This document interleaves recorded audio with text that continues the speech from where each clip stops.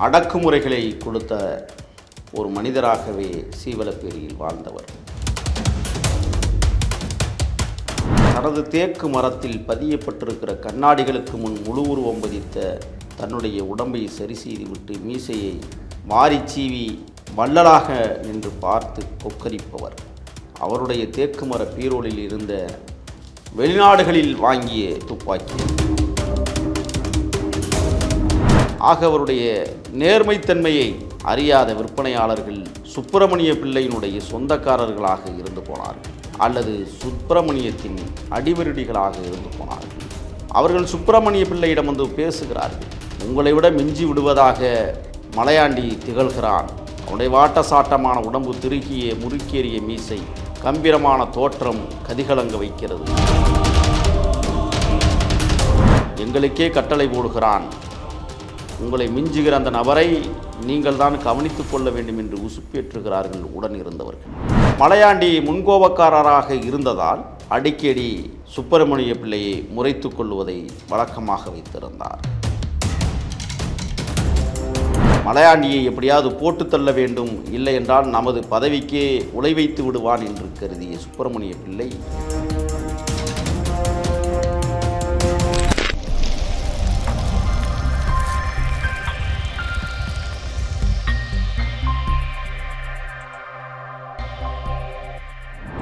வணக்கம் ஐயா. வணக்கம். எப்படி இருக்கீங்க?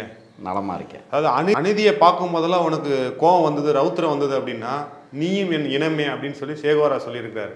அதே மாதிரி ஒரு போராளி தான் இப்போ நம்ம பார்க்க போகிறோம். எப்படின்னா தன் சமூக மக்களுக்கு ஒரு பிரச்சனைன்னு வந்தப்போ வந்து ஆயுதம் எடுத்தவர்.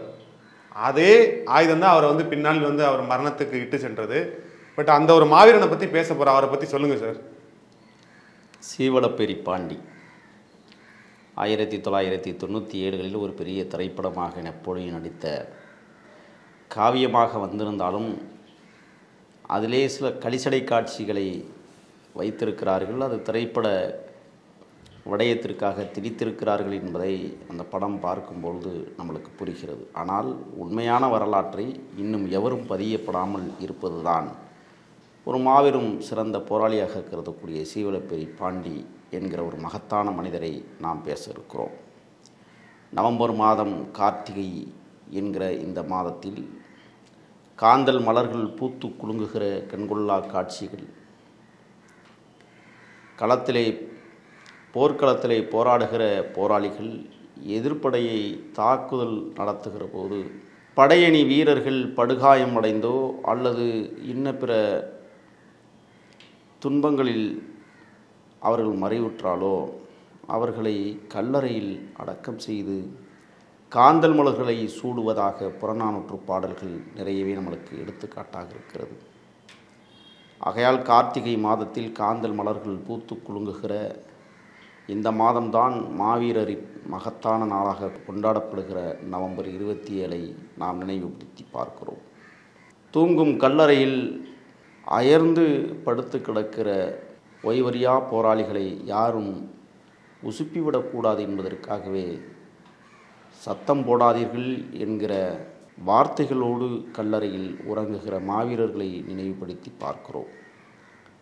சீவலப்பேரி என்பது பாபநாசம், திருநெல்வேலி மாவட்டம், குற்றாலம், நாங்குநேரி தொகுதிக்கு உட்பட்ட பகுதியாக இன்றைக்கும் இருக்கிறது.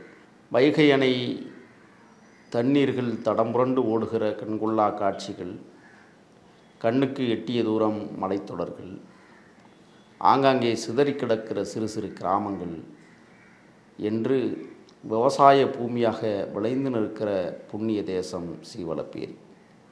இந்திய விடுதலைக்காக தனது வாழ்நாள் முழுவதும் 34 வயது வரை எழுதப்படாத காவியங்களை எழுதி வைத்து விட்டு சென்ற மகாகவி பாரதி பிறந்த எட்டயபுரத்திற்கு பக்கத்தில் இருக்கிற சீவலப்பேரி. அந்த ஊரில் ரங்கம்மாள் என்கிற ஒரு தாய்க்கு சிறிய மகனாக பிறந்தவர். வேலம்மாளுக்கு ஒரு நல்ல கணவராக வாழ்ந்தவர். குழந்தைகள் இல்லாத பாக்கியத்தை பெற்றிருந்தாலும் கூட சீவலப்பேரியில் இருக்கிற அனைத்து குழந்தைகளும் என்னுடைய குழந்தைகள் என்று பறைசாற்றிய பன்முகத்தன்மை கொண்ட மகத்தான போர் தலைவனாக பாபநாசம் பகுதிகளில் வலம் வந்து நாங்குநேரியை தன் கட்டுப்பாட்டுக்குள் வைத்து சீவலப்பேரியை ஆண்டவன். அவருடைய சித்தப்பா பெயர் முண்டத்தேவர். அண்ணனாக மலையாண்டி. எடுப்பாய் மிடுக்காய் துடிப்பாய் இருக்கிற குடும்பத்தில் பிறந்த மாபெரும் இரு புதல்வர்கள். மலையாண்டி சற்று முன்கோபக்காரர். ஆனால் வருமானம் ஈட்டுவதிலே மிக கவனமாக இருந்து பங்காற்றியவர். அவருடைய சொந்த நிலத்தில் ஆட்டுச்சந்தைகளையும் மாட்டுச் சந்தைகளையும் போட வைத்து அழகு பார்த்து அதற்கான வாடகையை வசூல் செய்து கொண்டிருந்தவர். இருந்தாலும் சீவலப்பேரியில் தலையாரியாக அல்லது கங்காணியாக ஊர் தலைவராக பணியாற்றியவர் சுப்பிரமணியம் பிள்ளை. சுப்பிரமணியம் பிள்ளை கழுத்து முழுவதும் தங்க நகைகளால் அலங்கரிக்கப்பட்ட, ஏன் கைகளிலும் கூட வளைகாப்புகளை போட்டு வலம் வந்த மாமனிதர். ஆனால் அடக்குமுறைகளை கொடுத்த ஒரு மனிதராகவே சீவலப்பேரியில் வாழ்ந்தவர். அவர் நடந்து சென்றார் என்றால் வீதிகளில் திண்ணையில் அமர்ந்து கொண்டிருக்கிற சிறுவர்கள் முதல் வயதானவர்கள் வரை வீடுகளுக்குள் போய் ஒளிந்து கொள்ளுகிற தன்மை. அவர் அணிவிக்கிற காலணியை கூட அடுத்தவர் மாற்றி விடுகிற சௌபாக்கியம். கதர் ஆடையில் வலம் வந்த சுப்பிரமணிய பிள்ளை தனது தேக்கு மரத்தில் பதியப்பட்டிருக்கிற கண்ணாடிகளுக்கு முன் முழு உருவம் பதித்த தன்னுடைய உடம்பை சரி செய்துவிட்டு மீசையை வாரி சீவி வள்ளலாக நின்று பார்த்து கொக்கரிப்பவர். அவருடைய தேக்குமர பீரோலில் இருந்த வெளிநாடுகளில் வாங்கிய துப்பாக்கிகள், குறிப்பாக ஜெர்மன் நாட்டைச் சேர்ந்த துப்பாக்கி, அதீன ரக துப்பாக்கி. அதை எடுத்து இடது பக்கம் தன் இடுப்பில் சொருகி கொண்டு வேட்டியை இறுக கட்டிக்கொண்டு கம்பீரமாய் வெளியிலே வந்து காலனியை மாட்டுகிற போது கூடி குறுகி நிற்கிற உதவியாளர்கள். எப்பொழுதும் 10 பேர் 15 பேர் கொண்ட கும்பலோடு இருக்கிற இந்த சுப்பிரமணிய பிள்ளைதான் அங்கே தனது கிராமத்தை கட்டுப்பாட்டுக்குள் வைத்து கொண்டு கோலச்சுகிற மனிதராக பண்ணையராக வலம் வந்தார். அவர் இடுகிற கட்டளைகளை ஏற்றுக்கொள்ளுகிற வகையில்தான் இருக்க வேண்டும். அது தவறோ சரியோ. அப்படி இட்ட கட்டளைகளை மீற நினைத்தால் அவர்களுக்கு சரியான தண்டனை, சவுக்கடி தண்டனை கொடுக்கப்படுகிற அளவிற்கு உத்தரவிடுவார். கூட இருக்கிற நண்பர்கள் இடுப்பில் சொருகி வைக்கிற கத்தியை கூட காலை சூரியன் எழுவுங்கிற போது சூரிய கதிர்கள் கத்திகளில் பற்றி அந்த கத்திகள் மின்னுகிறதா என்பதை பரிசோதித்து பார்க்கிற அளவிற்கு தன்னை பக்குவப்படுத்தி கொண்ட சுப்பிரமணிய பிள்ளை எந்த இடத்திலும் தன்னுடைய கௌரவத்தை விட்டு கொடுக்காமல் சாதிய மேன்மை தத்துவத்தோடு வாழ்ந்த மனிதர். அந்த காலத்தில் தாமிரபரணி கரையில் நெடுஞ்சாலை பாதைகள் இல்லை, பாலங்கள் இல்லை, நடந்துதான் கடந்து போக வேண்டும் மணல் பரப்பை. அப்படித்தான் அவருடைய வாழ்க்கை கம்பீரமாக இருந்தது. தன் மனைவியிடம் கூட சாப்பாடு கேட்பதற்கு முன்னால் பசியறிந்த மனைவி கணவனுக்கு பசியாற்றுவதற்கு பக்குவமாய் செய்த சமையலை கொண்டு வந்து வைத்துவிட்டு கணவரிடத்திலே போய் தயார் நிலையில் இருக்கிறது, சாப்பிட வாருங்கள் என்று சொல்லுகிற போது செருமிக்கொண்டே கையில் நீரை ஊற்றச் சொல்லி அந்த நீரை பிசைந்து விட்டு வந்து சாப்பாட்டிலே உட்காருகிற சுப்பிரமணிய பிள்ளை ஏதாவது இடைஞ்சலாக, அது ஏதாவது சுவையற்றதாக இருக்குமே, ஆனால் அந்த முகம் சிவந்து போய் தன் மனைவியை பார்க்கிற தருணம். ஒரு மிடுக்காய் வாழ்ந்த மனிதன், கம்பீரமாய் வாழ்ந்த அந்த மனிதன் சீவலப்பேரியில் ஒரு வாட்ட சாட்டமாய் இருந்த மீசைக்கார சமூகத்தைச் சேர்ந்த மலையாண்டி, எதற்கும் அஞ்சாத நெஞ்சமாக வாழ்ந்தவர். ஏற்கனவே பரந்த நிலப்பரப்பை தன் கையிலே வைத்திருந்தவர். பெரிய பணக்காரர். ஒரு மாட்டு வண்டி, தாமிரபரணி ஆற்றில் மணல் எடுப்பதற்காக தான் வைத்திருந்த மாட்டு வண்டியில் மணல் எடுத்து விற்பனை செய்த பக்குவம். ஏற்கனவே ஆட்டுச்சந்தையில் வந்த வருமானம். செல்வாக்காக வாழ்ந்திருக்கிற குடும்பம்தான் சீவலப்பேரி மலையாண்டி பாண்டி குடும்பம். எதற்கும் கட்டுப்படாத மனிதனாக வாழ்ந்த மலையாண்டி தன்னுடைய சொந்த நிலத்தில் ஆட்டுச்சந்தை நடக்கிற போது ஆட்டிற்கு கூடுதலாக நீரை ஊற்றி உடல் பருத்து கூடுதல் எடையுடன் விற்பனை செய்வதை பார்த்த மலையாண்டி விற்பனையாளர்களை அழைத்து, இது போன்ற தவறுகளை செய்யக்கூடாது, உண்மையாக வாழ கற்றுக்கொள்ளுங்கள் என்று சொல்லுகிற போது விற்பனையாளர்கள் சொன்னார்கள், இடம்தான் வாடகைக்கு விட்டிருக்கிறாய், ஆட்டிற்கு பரிகாரம் பேசக்கூடாது என்று தடுத்தார்கள். ஆக அவருடைய நேர்மைத்தன்மையை அறியாத விற்பனையாளர்கள் சுப்பிரமணிய பிள்ளையினுடைய சொந்தக்காரர்களாக இருந்து போனார்கள். அல்லது சுப்பிரமணியத்தின் அடிவருடிகளாக இருந்து போனார்கள். அவர்கள் சுப்பிரமணிய பிள்ளையிடம் வந்து பேசுகிறார்கள். உங்களை விட மிஞ்சி விடுவதாக மலையாண்டி திகழ்கிறான். அவனுடைய வாட்டசாட்டமான உடம்பு, திருகிய முறுக்கேறிய மீசை, கம்பீரமான தோற்றம் கதிகலங்க வைக்கிறது. எங்களுக்கே கட்டளை போடுகிறான். உங்களை மிஞ்சுகிற அந்த நபரை நீங்கள் தான் கவனித்து கொள்ள வேண்டும் என்று உசுப்பேற்றுகிறார்கள் உடன் இருந்தவர்கள். இதை அறிந்த சுப்பிரமணிய பிள்ளை மலையாண்டியை அழைத்து, இவனை விட்டால் நம்மை மிஞ்சி விடுவான் என்று கருதிய குறுகிய நோக்கத்தோடு மலையாண்டியை தன் பாதுகாப்பு அரணாக இருக்க வேண்டும் என்று சொல்லி நியமிக்கிறார்.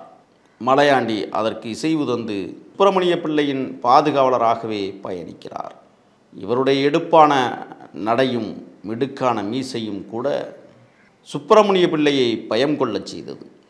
இருந்தாலும் தன் கட்டுப்பாட்டுக்குள் இருக்க வேண்டும் என்பதற்காக கட்டளைகளை இட்டுக்கொண்டே இருக்கிற தருணம். மலையாண்டி முகம் சுளிக்கிற நேரமெல்லாம் சிரித்த சிரிப்போடு வந்து பேசி மெல்ல அந்த பகையை மறக்கச் செய்கிற பக்குவம் சுப்பிரமணிய பிள்ளையிடம் இருந்தது. மலையாண்டி முன்கோபக்காரராக இருந்ததால் அடிக்கடி சுப்பிரமணிய பிள்ளையை முறைத்து கொள்வதை வழக்கமாக வைத்திருந்தார். எதிர்த்து கேள்வி கேட்பவராக இருந்தார். துணிந்து எதையும் பேசக்கூடிய மனிதராக இருந்தார். இது சுப்பிரமணிய பிள்ளைக்கு மாபெரும் சிக்கலாக அமைந்தது. மலையாண்டியை எப்படியாவது போட்டு தள்ள வேண்டும், இல்லை என்றால் நமது பதவிக்கே உலை வைத்து விடுவான் என்று கருதிய சுப்பிரமணிய பிள்ளை அங்கே இருக்கிற ஜமீன்தாரர்களுக்கு மிக நெருக்கமாக வாழ்ந்த சுப்பிரமணிய பிள்ளை, அரசு அதிகாரிகளோடு நெருக்கமாக இருந்த சுப்பிரமணிய பிள்ளை காவல்துறையோடும் நெருக்கமாக இருந்திருக்கிறார். அன்றைய காவல்துறையும் கையூட்டு வாங்குவதிலே கவனமாக இருந்து கொண்டு சுப்பிரமணிய பிள்ளை எதை சொல்லுகிறாரோ அதை மட்டுமே நடைமுறைப்படுத்தக்கூடிய காவல்துறையாக அன்றைய காலகட்டம் இருந்தது. எப்படியாவது இவனை பழிதீர்க்க வேண்டும் என்று கருதிய சுப்பிரமணிய பிள்ளை அங்கே சுடலைமாடன் கோவில் திருவிழா வருடத்திற்கு ஒரு முறை சித்திரை 1 ஏப்ரல் 14 கோலாகலமாக கொண்டாடப்படும். குடகு மலை காற்றில் வரும் பாட்டு கேக்குதான், இப்படிப்பட்ட பாடல்களை எப்படி கரகாட்டக்காரனில் அந்த கூட்டு வண்டிகளுக்கு இடையில் கனகாவும் ராமராஜனும் பரிமாறிக்கொள்வார்களோ உறவுகளை, அதைப்போல சுடலைமாடசாமி கோவில் திருவிழாவிலும் உறவுகளை பரிமாறுகிற வகையில் கூட்டு வண்டிகளை பூட்டி கூட்டம் கூட்டமாக சுடலைமாடன் சுவாமி திருத்தலத்தில் வந்து சித்திரை 1 கோலாகலமாக நடைபெறுகிற திருவிழாவில் கலந்து கொள்வதை வாடிக்கையாக வைத்திருக்கிறார்கள் பாபநாசம் பகுதியைச் சேர்ந்த பல்வேறு கிராம மக்கள். சீவலப்பேரியிலிருந்து 1.5 கிலோமீட்டர் தொலைவில் இருக்கிற சவளப்பேரியில்தான் நூற்றுக்கணக்கான கிடாய்களை வெட்டி விருந்து பரிமாறிய சம்பவங்கள் இன்றளவும் அந்த தேர் திருவிழா நடைபெற்று கொண்டிருக்கிறது. உடனே மலையாண்டி தன்னுடைய குருவின் மனைவிக்கு அம்மை நோய் பிடித்திருப்பதை அறிந்து அவசரமாக ஓடி வந்து பனைமரத்தில் ஏறி நொங்குகளை வெட்டி விட்டு கீழே இறங்குகிற போதுதான் மலையாண்டியை சுப்பிரமணிய பிள்ளையினுடைய உத்தரவின் பேரில் அன்றைய காவல்துறை பனைமரத்தை விட்டு இறங்குகிற போதே சுட்டு கொன்று விடுகிறது.